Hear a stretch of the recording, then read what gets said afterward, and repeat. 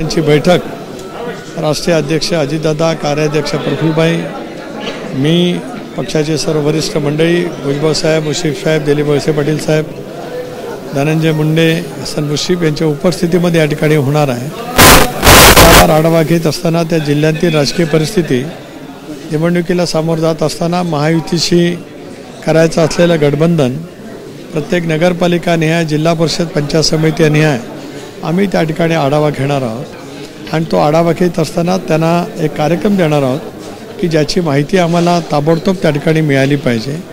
त्याचबरोबर ती नगर परिषदेच्या निवडणुका कदाचित केव्हाही घोषित होऊ शकतात।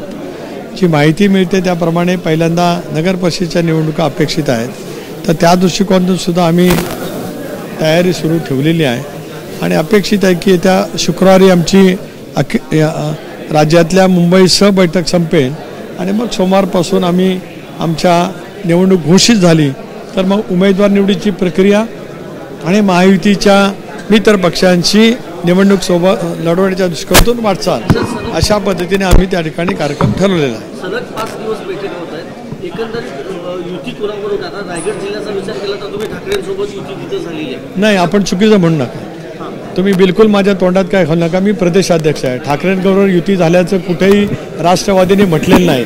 आपल्याला विनंती आहे की आपण चुकीच्या माहितीच्या आधारे किमान वाहिन्यांच्या वरती तशापैच्या बातम्या चालू नये।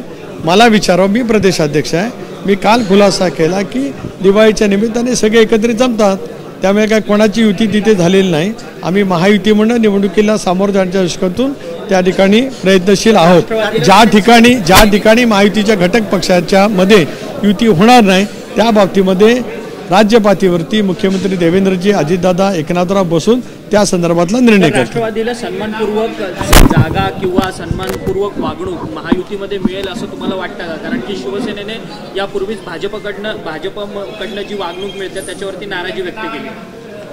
शिवसेनेने भारतीय जनता पक्षाबद्दलची काय भावना व्यक्त केली मला माहीत नाही आणि मी त्याच्यावरती भाष्य करणार नाही। पण राष्ट्रवादी काँग्रेस पक्ष भारतीय जनता पक्षाचा एक घटकपक्ष म्हणून एनडीएमध्ये सहभागी झाल्यापासून, राज्यामध्ये महायुतीमध्ये सहभागी झाल्यापासून आम्हाला सन्मानपूर्वक वागणूक भारतीय जनता पक्षाच्या शीर्षस्थ नेतृत्वाकडून नेहमीच मिळत गेली। राज्याचं नेतृत्वसुद्धा देवेंद्रजी असतील त्यांच्याकडनं सुद्धा सौहार्दाची वागणूक मिळते। काही वेळेला काही प्रश्नाच्या बाबतीमध्ये मतमतांतर असतात, पण सामंजस्याने बसून आम्ही त्याच्यावरचा मार्ग त्या ठिकाणी काढत असतो आणि ती भूमिका घेतच आम्हाला पुढच्या कालावधीमध्ये राज्यामध्ये आणि देशामध्ये वाटचाल करायची आहे। ऑलिम्पिक असोसिएशनच्या अध्यक्षपदावर अजित पवारांची निवड झाली, अशा पद्धतीने तुम्ही देखील बैठका घेतल्या होत्या, अशा पद्धतीची ही निवड होती राष्ट्रवादीसाठी आणि आता अध्यक्षपदावर 2 वर्षांसाठीचा कालावधी अजित पवारांना मिळाला। दादा चौथ्यांदा ऑलिम्पिक असोसिएशनचे अध्यक्ष झाले, त्याच्याबद्दल मी त्यांचं एक खेळाडू, एक क्रीडाप्रेमी नागरिक म्हणून त्यांचं अभिनंदन करतो। बाकीचा तपशील मला आज या ठिकाणी नमूद करावंसं वाटत नाही।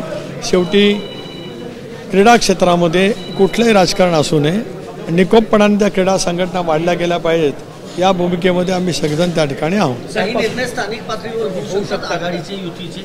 आजच्या बैठकाच्या माध्यमातून स्थानिक पातळीवरचं मत काय हे आम्ही जाणून घेणार आहोत। अंतिमतः निर्णय राज्य पातळीवरती पक्षाच्या कोर ग्रुपमध्ये सुद्धा होईल। समन्वय समिती जी 3 पक्षाची आहे, ज्याच्यामध्ये बावनकुळे साहेब आहेत, चव्हाण साहेब आहेत, हसन मुश्रीफ आहेत, उदय सामंत आहे, शंभूराज आहे, मी आहे, त्याच्यामध्ये आम्ही काही चर्चा करू आणि काही ठिकाणचा तिढा सुटलाच नाही तर मग 3 नेते त्या संदर्भातला अंतिम निर्णय घेतील। जर भविष्यामध्ये स्थानिक परिस्थितीमधून जर महाविकास आघाडीतील एखाद्या घटक पक्षासोबत योग्य तर परिस्थिती त्या ठिकाणी वाटत असेल तर एक पाऊल राष्ट्रवादी काँग्रेस पक्षाकडे टाकेल। कशाबद्दल?